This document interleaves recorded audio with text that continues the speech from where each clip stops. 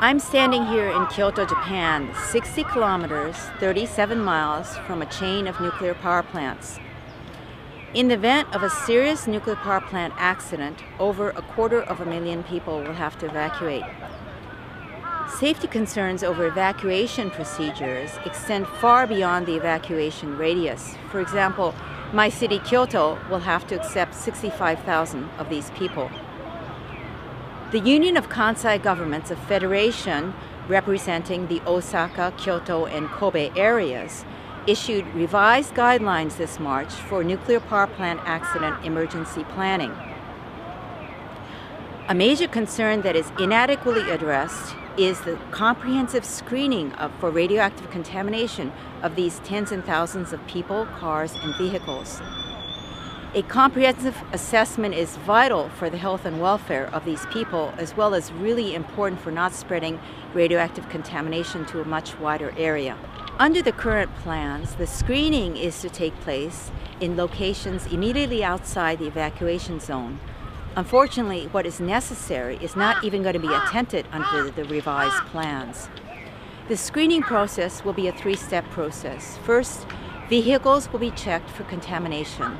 If a car is found to be free of contamination, it will be assumed that all the people inside are free of contamination. If a car is found to be contaminated, then one person from the car will be checked for contamination, and if that person is free of contamination, it will be assumed that everybody inside is free of radioactive contamination. A major problem is that the the capacity of the location where the screening is to be undertaken is completely inadequate for accepting these tens and thousands of people and cars and vehicles. Also, a big problem is the fact that there is no plan right now for how to decontaminate the people and the vehicles in the event radioactive contamination is found.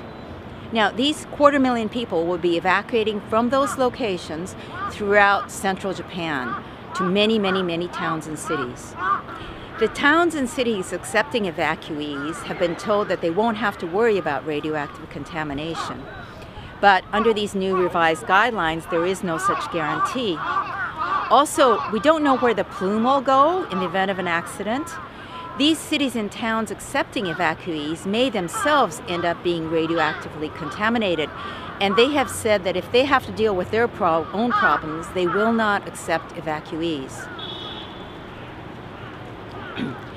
The governor of Hyogo Prefecture, where Kobe is located, has stated that the radioactive plume from the accident could reach Kobe, this huge metropolitan city, as soon as 2 hours after a major accident. Kyoto may be vulnerable too. In the meantime, the Abe government cabinet passed the Basic Energy Plan on April 11th. The plan defines nuclear power as an important baseload power source. There are no nuclear power plants operating in Japan today, but the Abe government is pushing for rapid restart of nuclear power in Japan.